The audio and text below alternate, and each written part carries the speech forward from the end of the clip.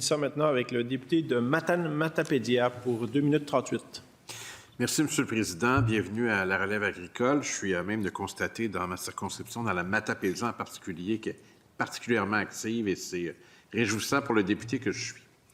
J'ai bien noté que vous avez demandé la tenue d'une enquête sur le territoire agricole non protégé et vous mentionnez la Gaspésie et les îles de la Madeleine. Alors, ça m'intéresse beaucoup.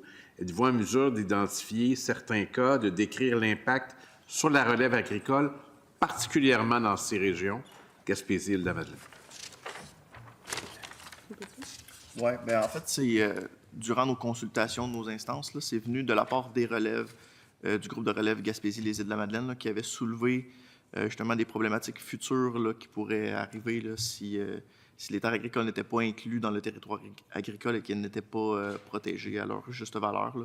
Donc, c'est pas de le faire automatiquement, mais c'est de procéder à la consultation puis d'inclure la relève dans ce travail-là là, pour cibler les futures problématiques puis qu'est-ce qu'ils vivent présentement. Devienne une moyenne, une manière de compenser la perte de territoire agricole dans d'autres zones pour réintégrer graduellement des terres agricoles qui ne sont pas en zone agricole, mais qui sont actuellement cultivées. Très bien. Acquisition maximale par le producteur, vous proposez une limite à 1000 acres, c'est bien ça? Hectares, excusez-moi, c'est pas pareil pantoute. On a abordé le cas de la métisse tout à l'heure, vous l'avez peut-être entendu. Est-ce que ce genre de pratique que vous appelez à limiter, je ne sais pas si vous connaissez le cas de la MRC de la métisse qui a été documenté, il y a une étude de l'IREC, est-ce que ça vous parle, ce genre de pratique? J'ai lu ça la semaine dernière, justement. Puis le 1000 hectares, c'est une suggestion, mais avec l'application du registre, on va pouvoir avoir un meilleur portrait de qui possède les terres agricoles au Québec. Puis ce chiffre-là peut être ajusté selon le seuil que les gens pourront établir. Là, si c'est 500 hectares la moyenne, bien, est-ce qu'on arrête à 500? Est-ce que c'est 1500 hectares, on arrêtera à 1500? Mais avec un portrait vraiment terrain. Et quelqu'un qui aurait déjà beaucoup plus d'hectares en sa possession qu'il devrait en avoir, est-ce qu'on devrait lui demander d'en vendre?